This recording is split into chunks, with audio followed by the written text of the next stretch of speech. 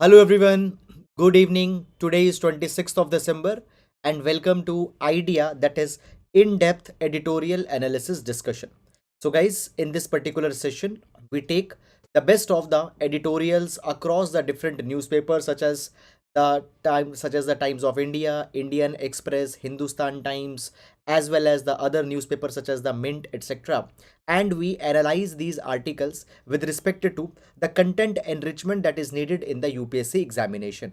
Moreover, apart from seeing these articles, we also try to learn an art as how the contemporary affairs can be linked with the GS paper number 1, 2, and 3. And if there are certain good case studies with respect to the ethics GS paper number 4, those particular things are also taken up in this particular session. Moreover, these particular sessions have been designed in such a way that the detailed background will be given with every article that has been there. Structured explanations and the art of exam presentation will be specifically be focused in these particular articles along with multidimensionality. So in the today's newspaper, in the today's session, we are going to cover the three of the important sources, and from them the four editorials we are going to discuss. So first, we are going to discuss the article that India will set the new data standards in G20. So basically guys, this article is majorly talking about the data governance. Okay, so not only specifically with respect to the G20, but data governance is being talked about. Now this particular article will be important for GS paper number 2, important aspects of governance, data governance, and the article is taken from the Hindustan Times. The second article is why Russian oil will keep flowing into India in 2023. So recently G7 countries has imposed a price cap on Russian oil. So how this particular thing is going to affect the India's interest. So this article is taken from Times of India. Then the third article, a partner's duty. This particular article, guys, we are going to see with respect to the India European Union trade relations, and the article will therefore be important under bilateral, regional, global groupings and agreements. And the article is from Indian Express newspaper. Then the fourth article, an engine for growth. This article talks about that how basically the expenditure on research and development needs to be enhanced so that India can get economic benefits out of that. Now, this particular article will be important for GS paper number 3, Indian economy and the related issues. And the article is taken from the Indian Express newspaper. So these are the three newspapers and four articles that we are going to cover in the today's session. Now, before moving on, guys, a very good morning to Vaibhav, Priyanka, Shubdeep, Madhusmita, Sandeep, and a very good evening to all of you. So this particular, first of all, I want to tell you about the Unacademy UPSC CSE GS courses where you get an opportunity to get trained by the India's best educators. You can avail the Unacademy subscription by using the code Sahil29. You can enroll in Plus as well as the iconic course subscriptions, and immediately you'll get 10% off if you use the code Sahil29. Now, the Arambh batch of UPSC for the UPSC 2024 has just been started. The Arambh batch is a English batch, bilingual batch, which has resumed from December 22, and you get an opportunity to get trained by the best of the educators. This Arambh batch also includes the NCRT, comprehensive coverage of NCRT and CSAT, as well as it also includes the prelims and the mains test series. So it is going to be the one-stop destination for all your needs for 2024. Here again you can use my code Sahil29, and all these courses are available at 0% EMI. So paying capacity should not be a limitation. You can contact at this number and my team will connect with you and will be guiding you with respect to the bare minimum formalities that are there. Moreover, you can also enroll in the Unacademy's prelims test series that has started recently, which is priced very nominally at 1,999, and it includes 55 plus test, 45 GS test, and the 10 CSET test. Fine. Now, let's start, guys, with the today's session. So, the first article that we are going to discuss, as I have told you, from the Hindustan Times. Now, guys, understand this particular thing that as we talk about the present times, basically it has been said that the data is new oil. Data is new oil. Okay. Now the data has become the most important commodity, and therefore the data governance, data control, data sovereignty are the important issues that that are the important issues that are needed to be addressed. Now when we talk about, guys, the data today, Data forms the foundation on which the knowledge economies, knowledge societies, knowledge pyramid rises. Now understand this particular thing. For policy making, data has become very much crucial. Today, we talk about a particular buzzword, that is the evidence-based policy making. Evidence-based policy making. Basically, guys, in the past, policies were not that much effective because we did not had effective and much data to see that what impact is being created by the a particular policy. But today the impact can be tracked. Today the need of a particular policy can be understood by seeing the data in this particular direction. So today data is very important for economy, data is very important for governance, data is very important for the epidemiological exercises, that is the health. Fine, because on the basis of the data, mapping with respect to the epidemics etc can be done. Therefore, when we talk about India, basically in India, the data needs to be democratically be accessible for policy making. Data needs to be okay in this particular capacity. The basically there needs to be the available data needs to be available to the nation states, affordable, and therefore we need to create a new social contract for data. Now, what is this particular social contract? So basically, guys, the social contract is a fundamental agreement on which the relation between the state and the citizens is based. So therefore, a new social contract, find a new order for the data governance is now needed. Now, what will be the benefit of this new social contract for the better data governance? Number one, this new social contract, it will accelerate the data use, data reuse, and will help in realizing the greater value. Okay. Now, understand this particular thing, guys, that when the data is being generated, if the much data is available to the government can use this particular data for good governance. And if a new social contract is designed where the citizens provide the right or the desirable permissions to the government with the use of the data, it particular thing will can generate even more greater value. Next thing is that it creates equitable access to benefits. Third, it integrates national data systems. So there are many of the data sets which where in silos, in the isolated compartments, data is being generated. So a new data governance architecture, new data governance policy, new social contract on data will help in integrating all these isolated data sets in one single whole. The next thing is that if there is a social contract which is based on the rule of law, if there is a data governance policy which is based on certain minimum standards, it will foster the trust. Okay, people will trust the government, people will trust that their data will not be misused. Fine, such trust will also be created. Now, when we talk about, guys, the data management in the present times, we find that there are many of the challenges with respect to the data management and data governance. Number one, understand this particular thing, that when we talk about the data is not a finite. Like the oil is a finite, coal is finite, but data is not finite. When we talk about the data, there is one particular word that is often used, and that is the big data. Big data. Okay, now the big data is will be characterized by four v's, that is velocity, velocity variability, variability, then volume. Okay, first of all, let me explain this one by one. Velocity means that the data is being generated very fastly.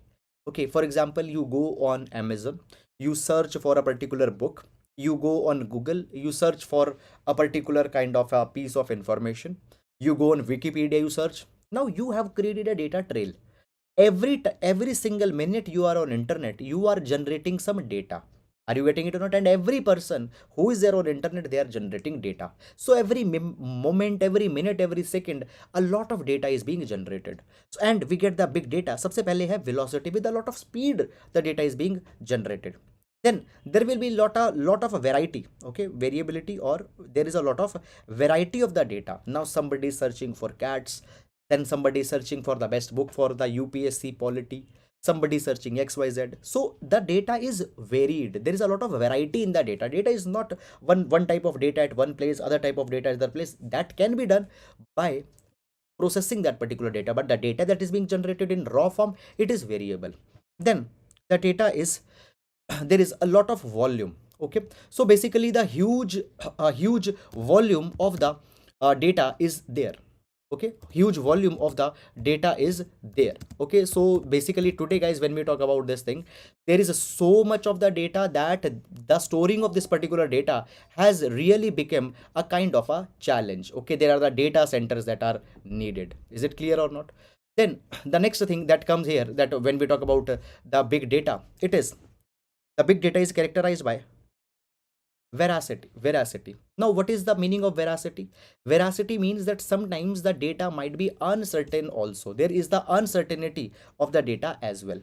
So data is being generated with a lot of speed, variability, volume, veracity, and therefore the data which is being generated, it is not finite, it is unlimited. It cannot be contained like the air. So therefore managing this huge data, this humongous data, becomes a very big challenge in the data governance. Then the second thing that is also there, the data is also siloed across the sectors. There are so many of the agencies which are collecting the data. Somebody is collecting the data, let's say, onto the health. Somebody is collecting data on, let's say, some other factor. So data is contained into the silos. Fine. Then the next is that less than 20% of the low and middle income countries, they have the modern data infrastructure. For example, they don't have the data centers, they don't have servers where they can physically store the data, they don't have direct access to the cloud computing. Okay, fine. And when we talk about in India guys, there is a particular problem with respect to the data, that public data is inaccessible because government officers don't want to put the data out in the public domain. Okay, so the government data or the data which is being owned by government did not sharing this particular data. Now government has access to a lot of crucial data. For example guys, the data with respect to the trends in agriculture is there, the health data is there which government is collecting, then a lot of demographic data is there which the government is collecting by many of the agencies. Now much data is available in government domain, but still a lot of data. For example, socioeconomic caste census. Now when the socioeconomic caste census has been carried up till now, the details have not been put out into the public. Okay, so this is one example where the data is not being shared. Now this is one very small example. Up in such particular kind of a way, there are many kinds of data that is not being shared. So these are all the challenges with respect to the data management. Now when we talk about the data management in the context of India, guys, there are actually some of the best practices or good practices also that have been taken by India. Now we are going to discuss these best practices of the data management in India one by one, and you can use these particular best practices in your answers related to the data. Guys, understand this particular thing, that the data and related the themes are important for this particular year, because in this year there are two major developments that have happened.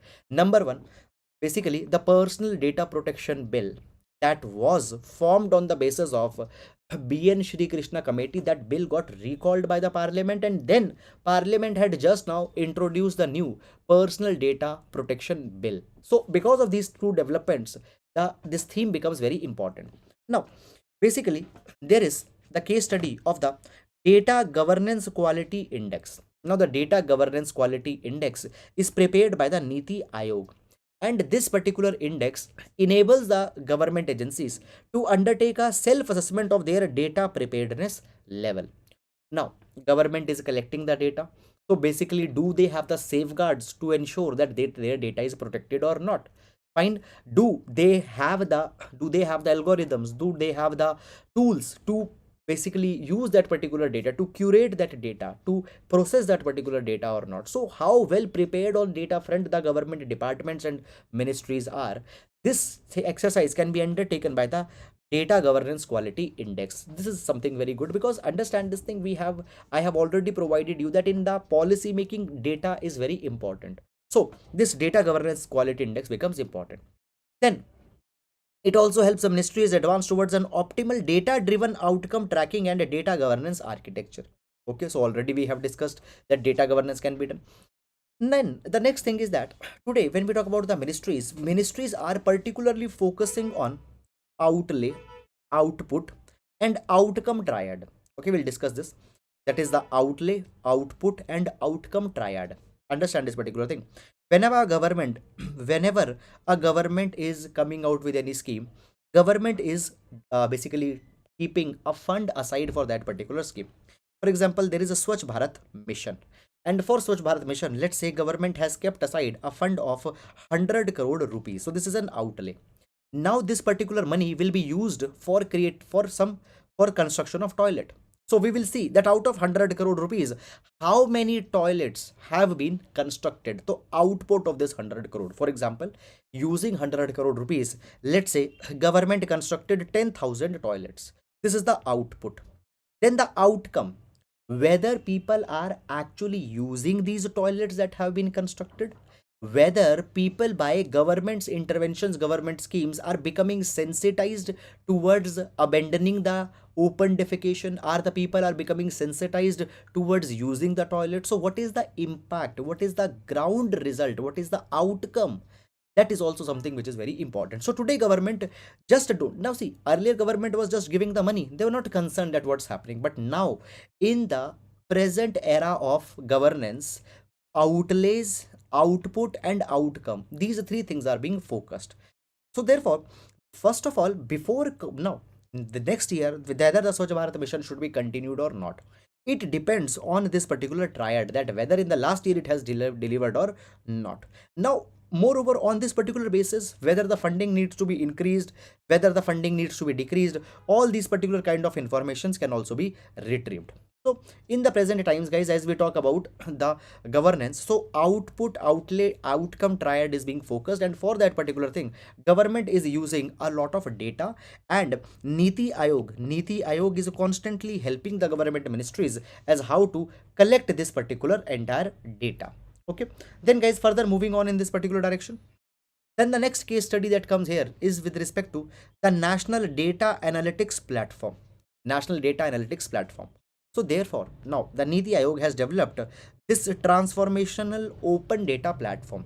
What it does, it helps in the processing and management of the government data. For example, it converts the data sets into the machine readable formats. Okay, now suppose there is some manual data collected on the manual sheets of paper.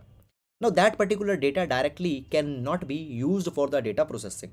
That data is to be digitized. That data is to be converted in machine readable formats, computer readable formats. So this National Data Analytics Platform can convert any data sets in the machine readable format. Fine. These all the data that the government is generating, the data can be standardized. Okay, the data can be merged. Okay, let's say guys, let's say that there is, let's say the health ministry has collected a lot of data from the different hospitals, different districts of the country. All the data can be merged, the data can interoperate with each other, and this happens to be a very important tool for data processing, for data management. So this National Data Analytics Platform is an important and a good case study that you can use in your examination. So by this particular thing, data sets are becoming accessible, interoperable and interactive. Now here there is one more example that we can take, that how government is using the data led interventions for bringing good governance. So we can take the Gadchiroli case study.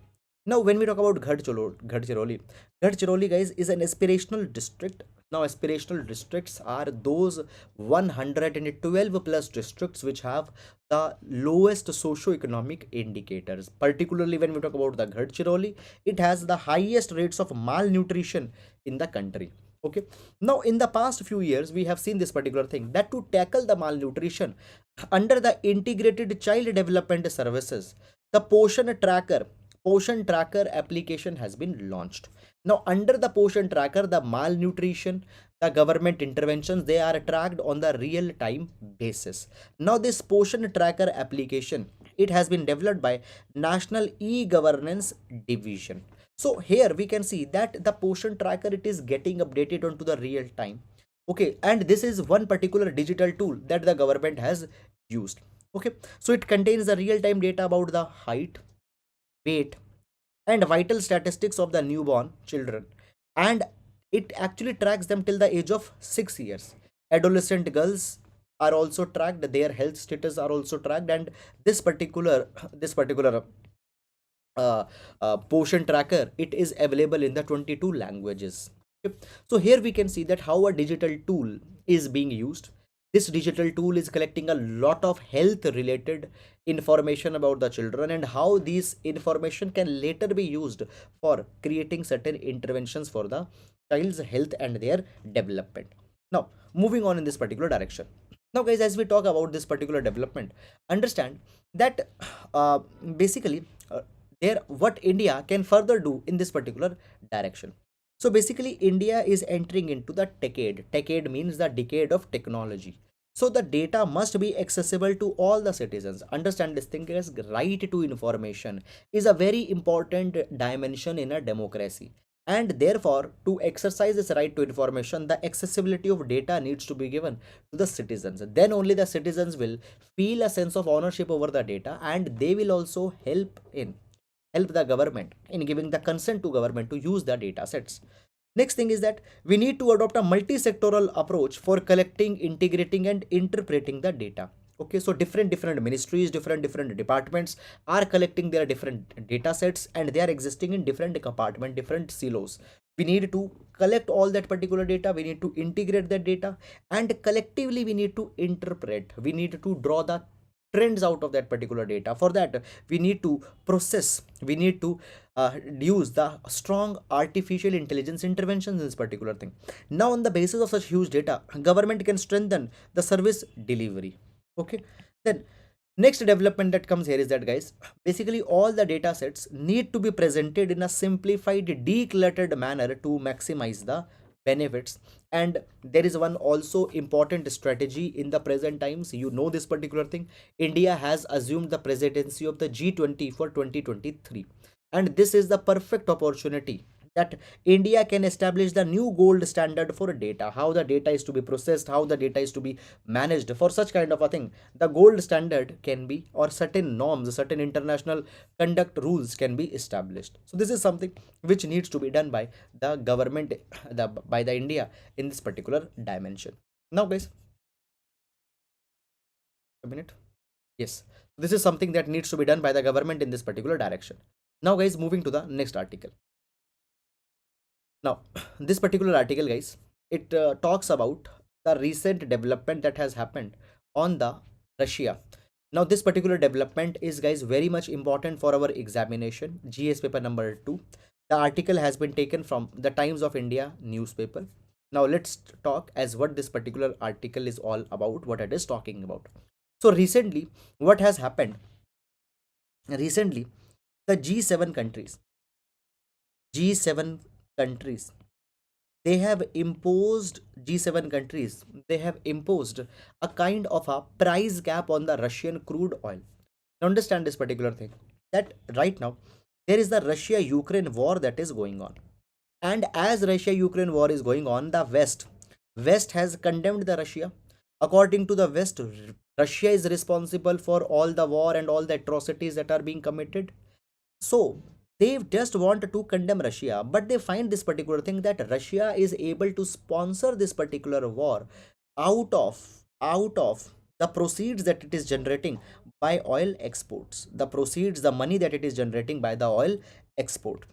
Now the Western countries have provided this particular things, that a price cap of $60 has been imposed. It means one barrel of oil, that the Russia is selling, it cannot sell it above the $60 price.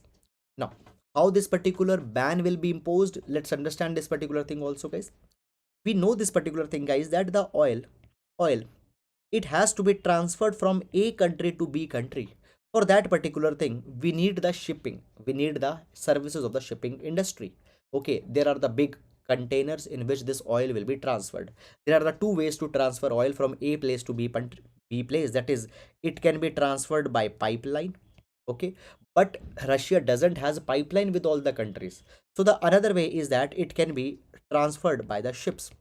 Now all the major shipping companies are owned by the West, or they are registered in the West.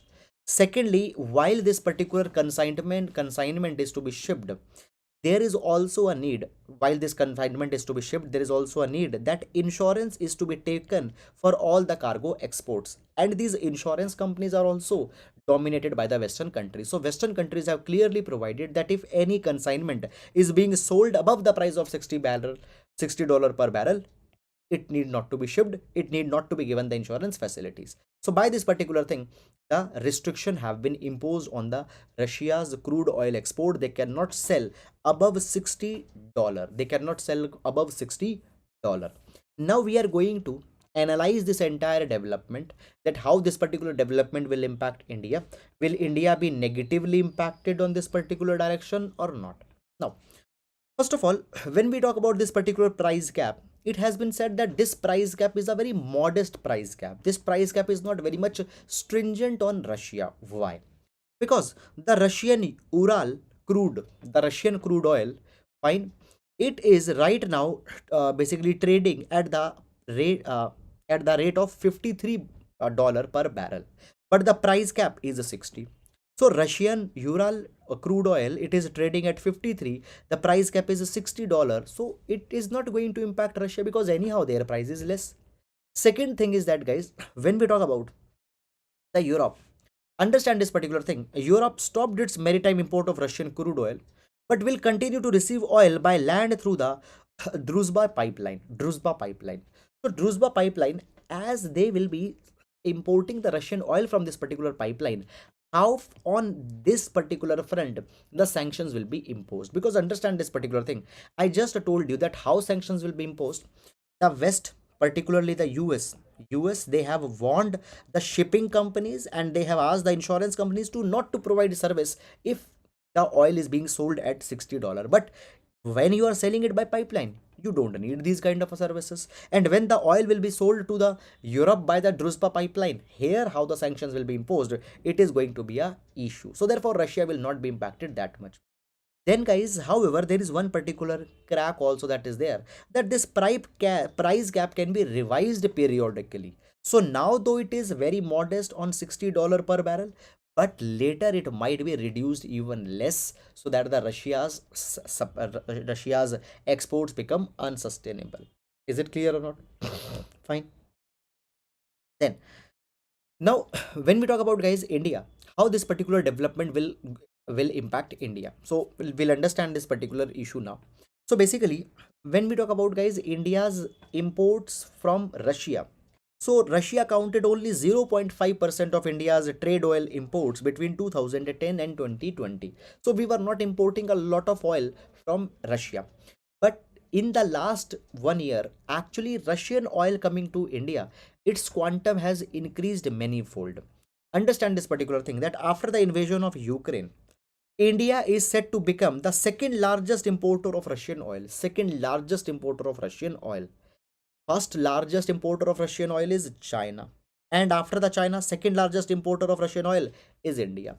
Moreover, guys, in the 2022, Russia has bypassed the Saudi Arabia in terms of the oil that it is exporting to India. Now, why India is procuring the oil from Russia? Because Russia is giving the oil to India at very favorable terms.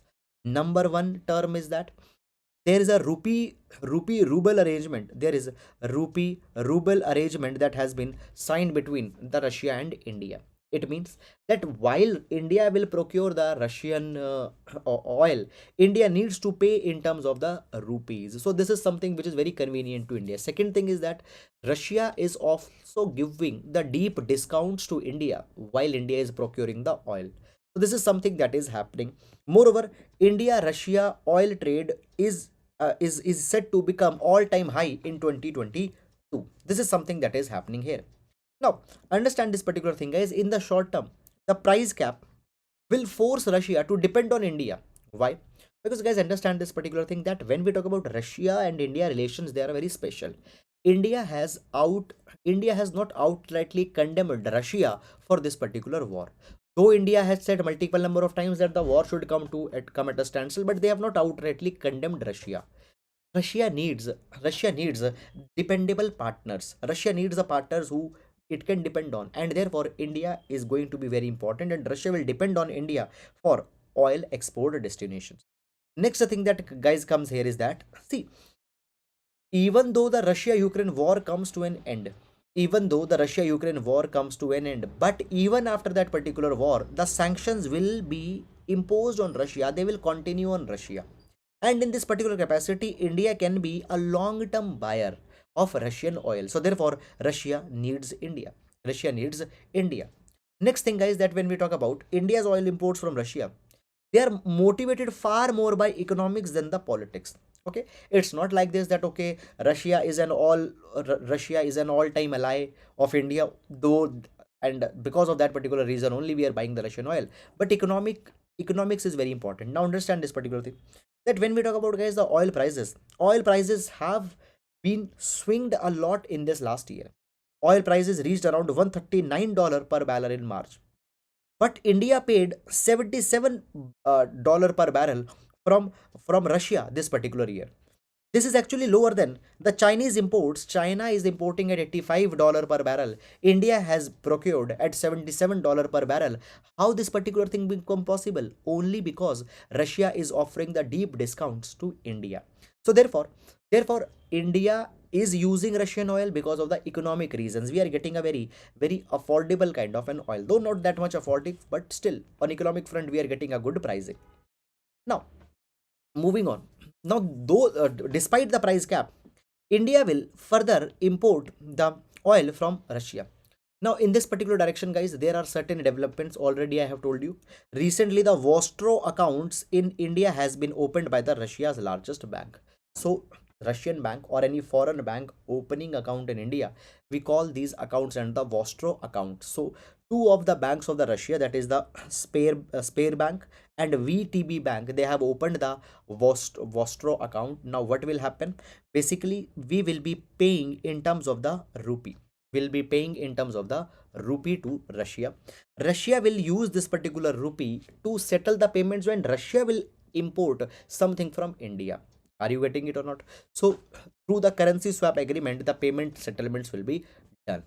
Moreover, guys, understand this particular thing, that this is also one more point. I have told you that basically how the West is going to enforce this particular sanction. It is by threatening the, it is by warning the shipping companies and insurance companies to not to offer the service. Now, basically, when we talk about, guys, the oil, it is when it is being shipped, fine, there are the large crude carriers and a lot of oil can be transported in just a few ships. So a few dozen ships from Russia, if they sail to India, it can sustain the oil trade, though at the lower levels. Okay, so it will not impact too much because a lot of ships, lot of insurance facilities are not needed. Okay, a lot of oil can be shipped in few dozen of the containers. Now, how the West is reacting to this entire situation? So, guys, understand this particular thing. The West is not very much threatened this particular situation, or the West is not going to condemn India for importing the Russian oil. There are certain reasons for this particular thing. Number one, the US embassy has very clearly provided that oil purchases are ultimately a sovereign decision for India. So even if the India wants to procure the oil from Russia, they can do that particular thing. So it is a green signal that has been given.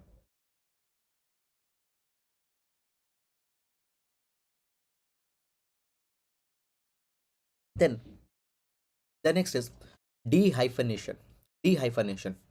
Now, what is this dehyphenation? Basically, guys, India sees the basically war in Ukraine, the Russia-Ukraine war, as a different development, and energy imports from Russia as a different development. India says this particular thing, that the war is wrong, war should not happen, we not approve of the war, but at the same time they don't outrightly condemn Russia. We don't say this particular thing that the war is only because of the Russia. We don't outrightly condemn the Russia as well. And second thing that is coming here is that we say that economic relations are at a different place. Energy imports are lifeline for India. 82% of India's oil demands 82% of India's oil demands are met by import. So therefore, imports are very important, and therefore we are not going to spoil relation with the Russia on that particular thing. We are very clear. Second is the geo-economic reason. Now, guys, understand this particular thing. This is a very important. This is a very important reason. Now, even the West, even the West is very clearly knowing certain things. Now, what the West knows certain things. See this thing. India, India is one of the India is one of the largest importer of the oil. Fine, that is true. Now, if India is importing the Russian oil, okay, there is a particular kind of a balance that has been maintained into the international oil prices. Understand this thing, that when we talk about the oil price, when we talk about the oil price depends on the demand and supply factor. Demand and supply factor.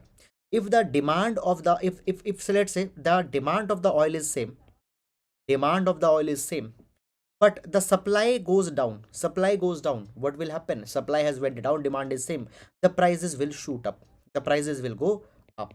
Is it clear or not? Now understand this particular thing. If you don't allow India to import the Russian oil, what will happen? Russia's supply will already go, will obviously be going down. If Russia cannot supply the oil, obviously Russia's supplies have went a lot down, and the demand is same. So what will happen?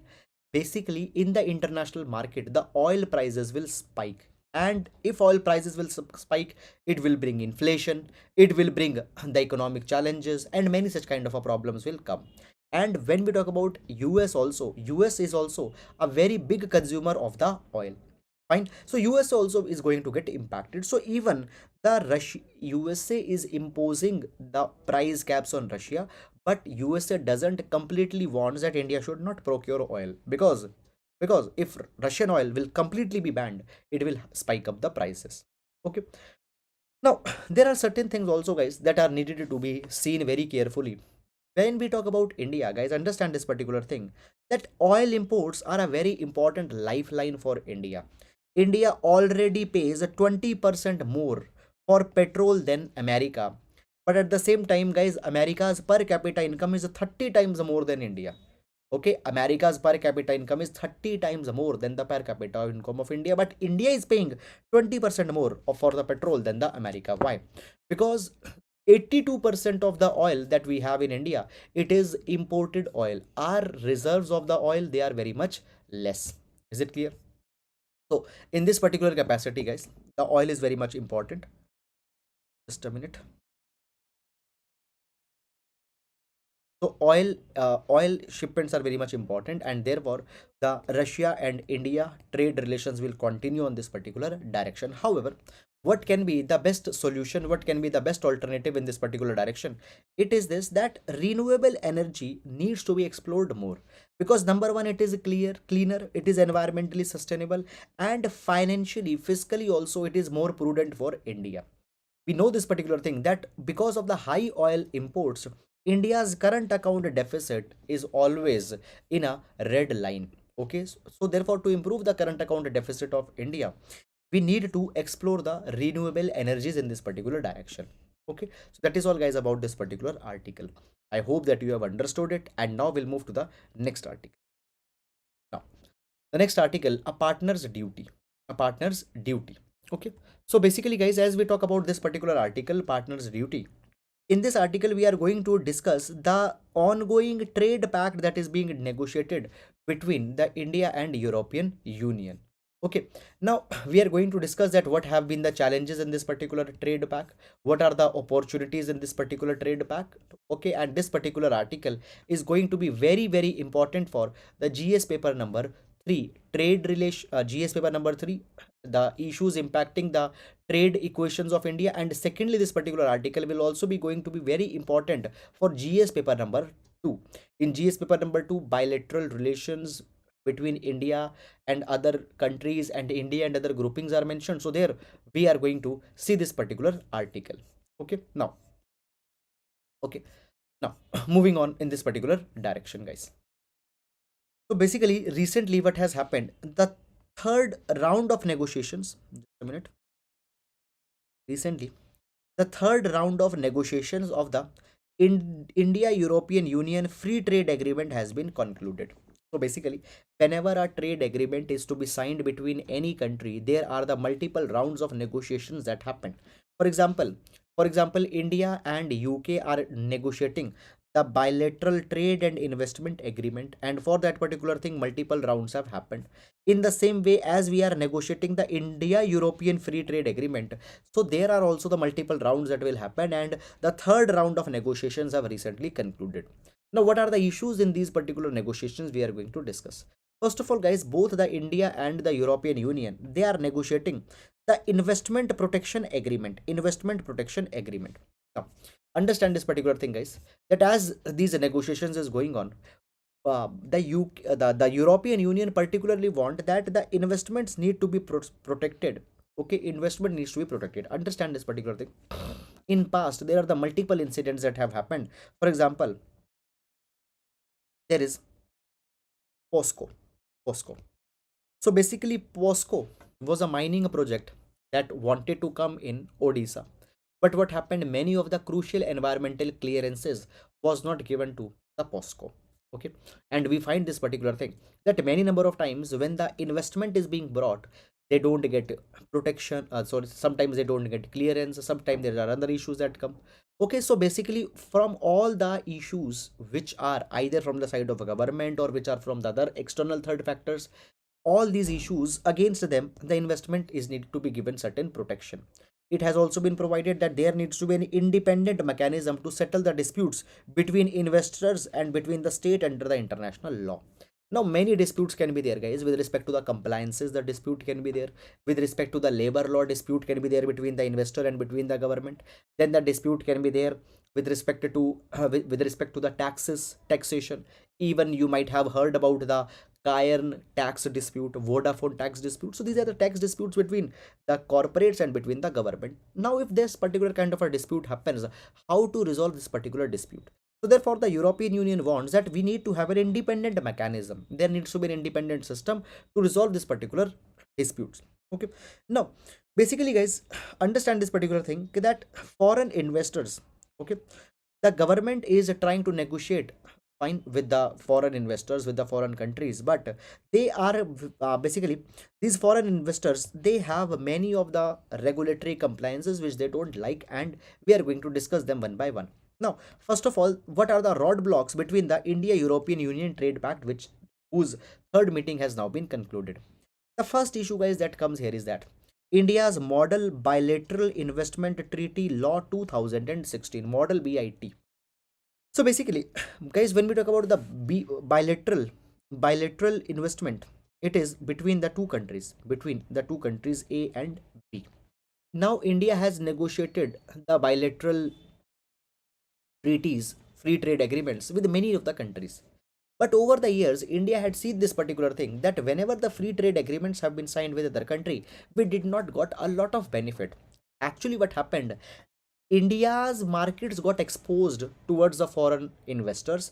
They got a lot of benefit out of India. Moreover, whenever the disputes have been there between the India and some other foreign investors, they have dragged India in the foreign tribunals, and many of the cases India have lost in these foreign adjudications, foreign tribunals, or foreign arbitrations. Fine, India have lost many of the cases. India wants that there are certain templates that will be applicable to all the bilateral trade pacts, all the free trade pacts that India is going to sign. For example, there is one particular provision in the Model BIT, that is the investor that is the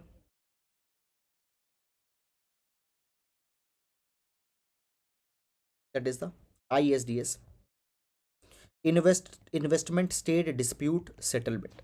Basically, it means, suppose there is let's say a corporate, suppose, let's say the Apple has came in India, okay, and Apple started its manufacturing facility. Suppose Apple runs in a dispute with the government of India, okay, and let's say this particular dispute is for some taxation related matter. So this ISDS provision which is there, it simply provides this particular thing that Apple cannot approach to any foreign adjudication tribunal, cannot approach any foreign arbitration center they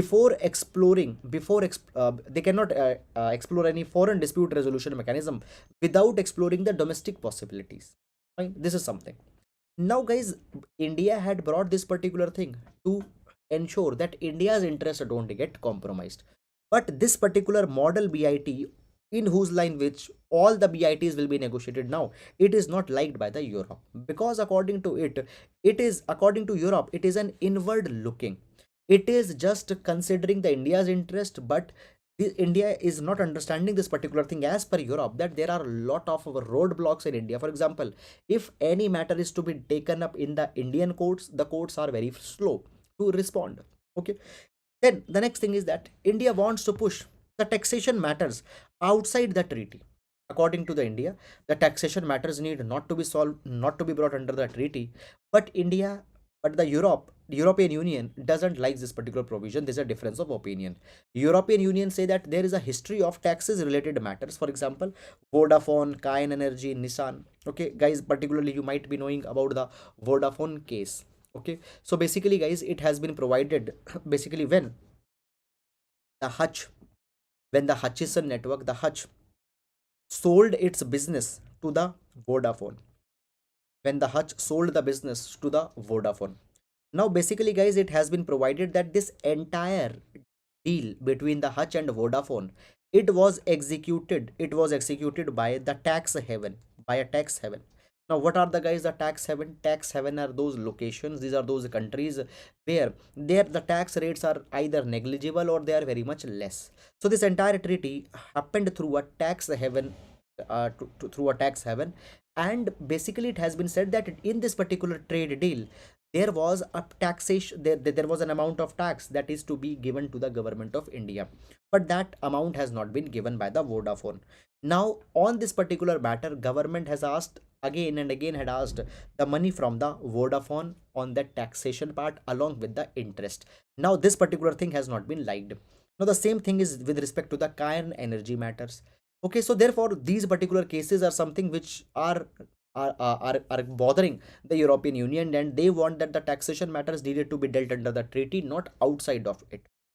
The next is that European Union, they want that basically there is an investment proposal, and they want that there needs to be a two-tier court-like system, not the court, not the regular courts, but a court-like new system we will be creating. So if there is any investment-related dispute, it will go to first tier, and then there will be an appellate mechanism. There will be the tenured judges. There will be the tenured judges who will solve all the treaty disputes between the investors and the state. So rather than trying them into the judiciary court, we should deal them under this particular specialized two-tier court system. This is something that is being provided. Now, on this particular front, guys, India's position is different. India up till now has not very clearly provided that whether they will be going in forward with this investment court like system or not. Up till now, India has not publicly contributed to the European Union's stand on this ongoing negotiation towards establishing a multilateral investment court. Fine. The next issue that comes between the India and European Union in this particular direction is this. Basically, what happens, the European Union's investment proposal contains the most favored nation provision. Now, what do we understand by this MFN, that is the most favored nation?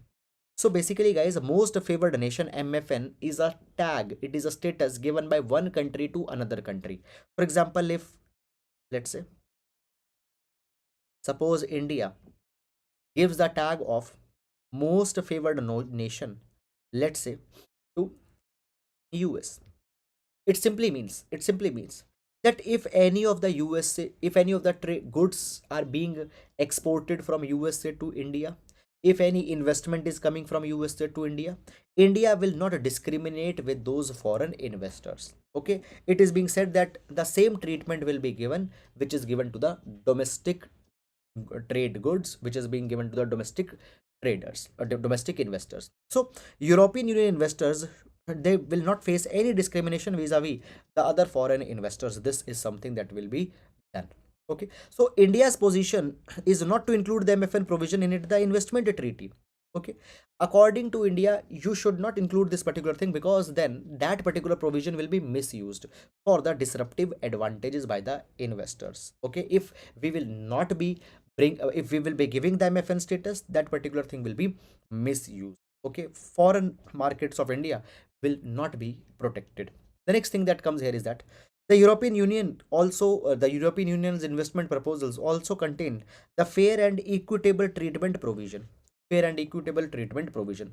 Now, what is this particular fair and equitable treatment provision? This particular provision protects the foreign investors. They say this particular thing that the state is responsible if they go back on a specific assurance. Suppose today India gave an assurance that okay, we will give you this type of benefit. Tomorrow, if India will not give that, if India will go back on that particular promise, what will happen? European Union can hold India legally responsible for that particular thing. So it simply means that whatever has been promised, it has to be given. It will be a legal bounding. So this fair and equitable treatment provision needs to be implemented in this India European Union trade pact that is being signed, but India doesn't want to implement it. Why? Because it is not mentioned in 2016 model BIT. So if you remember, we have discussed that India revised its BIT, bilateral investment treaty, BIT law in 2016. So India is not very eager with that. Now, the other issues we have is there the fear of investors that the Indian law could be unilaterally changed to detriment them. So they say that there is no protection. They say that there is no guarantee that the Indian law will not be changed. There are a lot of changes that come. Indian judiciary is slow in resolving disputes. So there is a concern that India first of all wants that all the disputes need to be tried in India, but Indian judiciary is very slow. So therefore, they are hesitant in this particular matter. Now, guys, what is the way forward? Way forward is that India needs IPA. India needs the free trade agreement, investment and trade pact with the European Union. Okay, India also needs the FDI, fine foreign direct investment. Why India needs foreign direct investment? Because India is looking forward to become the $5 trillion economy by 2030. And for that particular thing, India needs the investment, FDI investments. And those investment will come if the India European Union, if the India European Union trade pact, that is the investment protection agreement, will be signed. The investment protection agreement will be signed. The next is that India should review its 2016 Model BIT Act, because this particular thing is an irritant in almost all the other countries' trade relation that is also there. Even the Parliament's Standing Committee on External Affairs,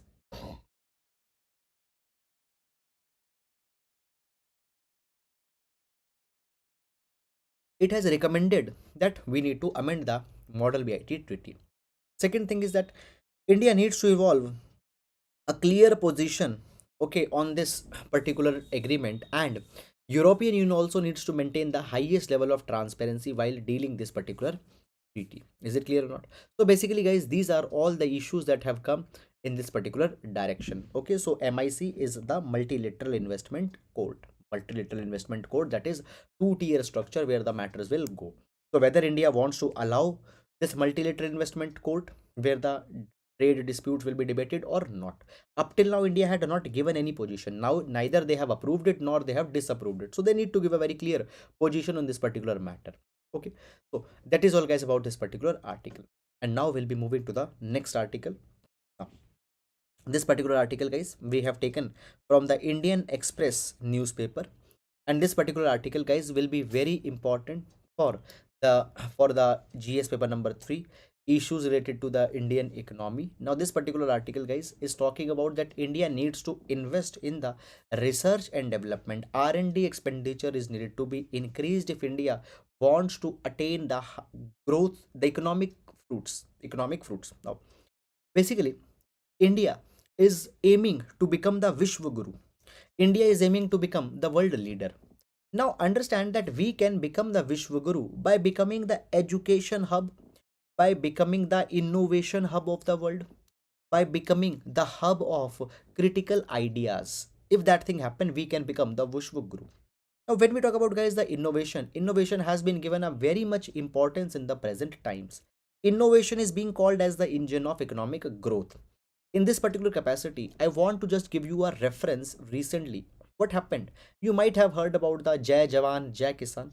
Now, the slogan of Jai Jawan, Jai Kisan. Now, the Jai Jawan, Jai Kisan was given by Lal Bahadur Shastri ji.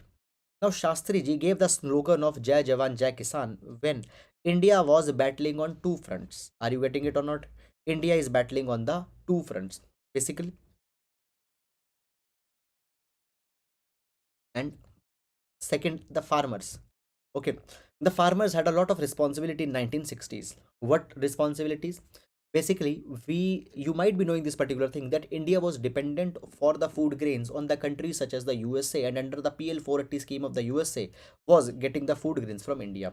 So farmers had a special responsibility to ensure the food security, and the Javans, the soldiers, have the responsibility to ensure the national security of India. The Jai Jawan Jai Kisan was given. Now the slogan of Jai Jawan Jai Kisan was extended, and along with the Jai Jawan Jai Kisan, Jai Vigyan got added by the Atal Bihari Vajpayee ji. Jai Vigyan to hail the science, the importance of science. And recently, what happened? The Prime Minister had included Jai Jawan, Jai Kisan, Jai Vigyan, and along with that, Jai Anusandhan.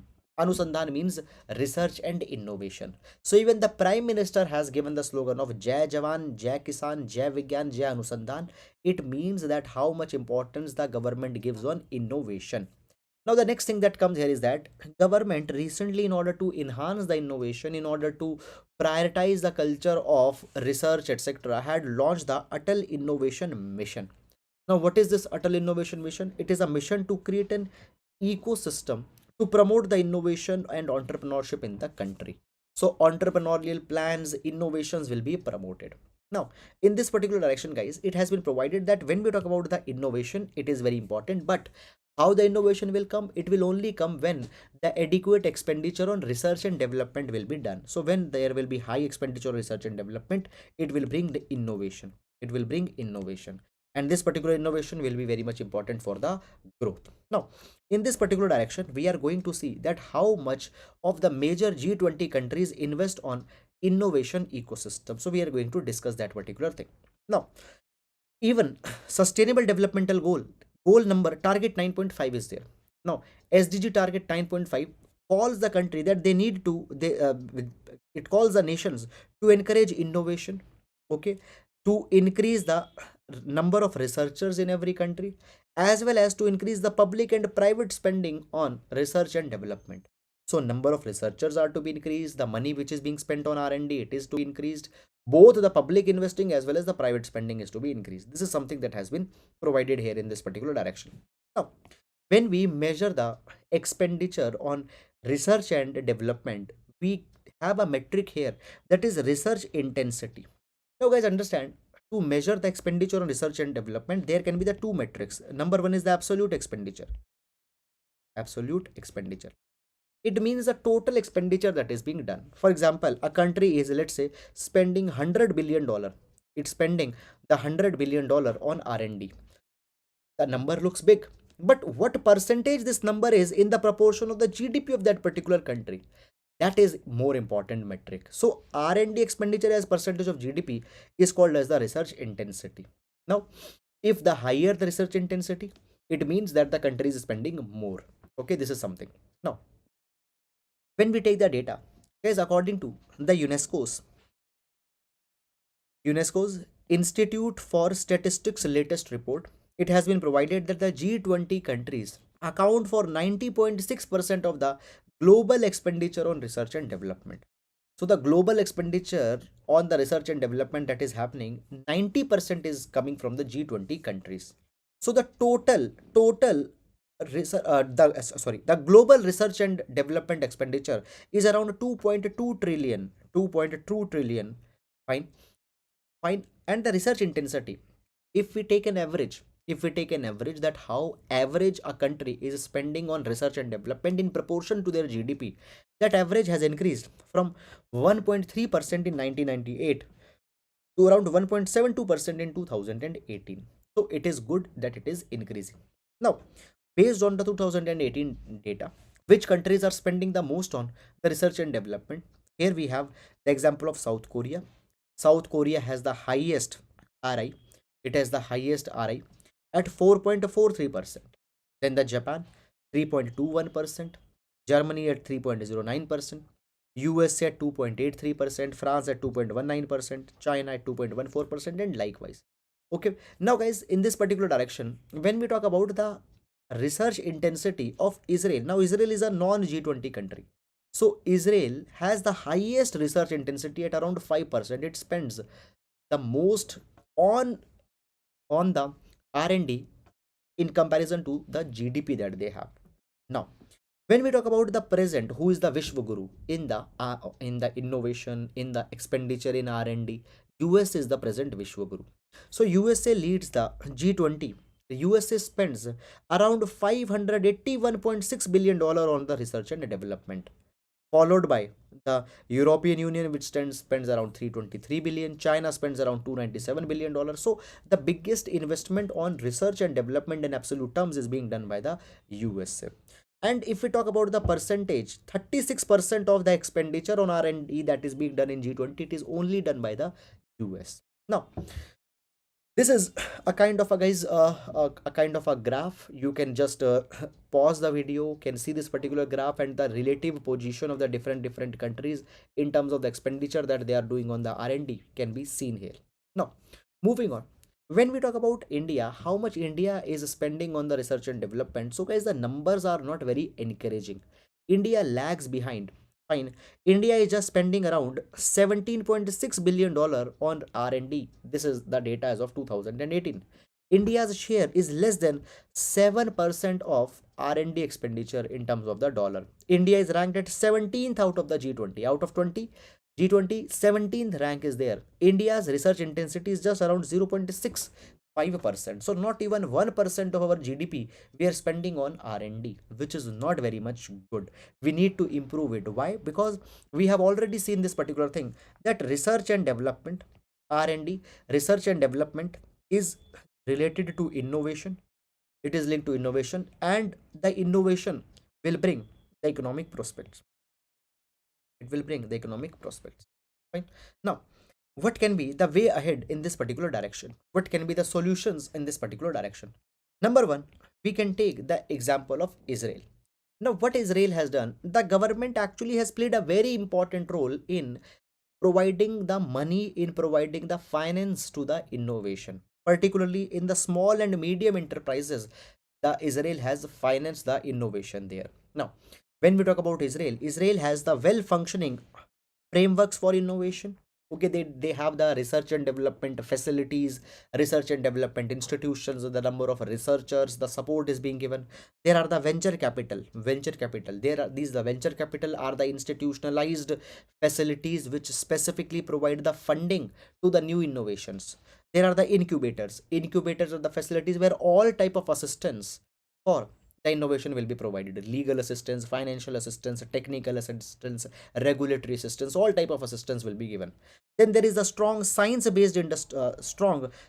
industry links. So how the innovations can be converted in industrial products, how it can actually be implemented in the real life conditions. So there is a very strong links between the industry and science. And then there is the high quality university education. So basically guys, in university also the culture of innovation, research and development is fostered, creative thinking is fostered. So in higher education also the culture of innovation has been very great there in these countries. Now, when we talk about India guys, India needs not only the technological development, okay, but we also need technological development in India not only needs the technological development in the different sectors, but India also needs the innovations that can safeguard the basic environment. You see this thing, we don't only need the sophisticated missiles and tanks, okay, or sophisticated machinery. We need the innovation in most of the basic things also. For example, how to safeguard the environment, how to provide the sustainable solutions for clean drinking water, because many of the people even today don't have the accessibility of the piped drinking water. So these innovations which will have the maximum societal impact, the innovations which can safeguard the basic environment, these things are very much important. So therefore, guys, as we talk about India, India is leading the G20 presidency, and under the during the G20's presidency, there is an engagement group size 20, okay, which has a theme of disruptive sciences for innovation and sustainable development. Okay, so Science 20 group has a specific focus on disruptive sciences for innovation and sustainable development. Now it is on India, that how India can sustainably leverage its role in the Science 20 group, how India can leverage its position, and how India can basically focus on enhancing its own expenditure on R&D, which is right now just 0.65%. So how it can be leveraged for the shared prosperity of the world, this is to be seen. Okay, so this is guys all about this particular article, and with this we come to an end to the today's newspaper discussion, today editorial discussion. So guys, I hope that you have liked the video. I hope that you are liking the video, and I hope that you are deriving the utility out of this entire discussion. Okay, so guys, this is all about it. However, uh, if you have any doubt, guys, you can just comment here. Moreover, one doubt that often comes here is with respect to the PDF. So guys, the PDF of this particular session is actually available on the Telegram channel. The PDF of the session is available on the Telegram channel. The link for the Telegram channel has been given in the description box. You can get the uh, PDF from there. So that is all, guys, about the today's session. That is all. Thank you so much. We'll be meeting tomorrow at the same time, that is 7 p.m. Thank you so much, guys.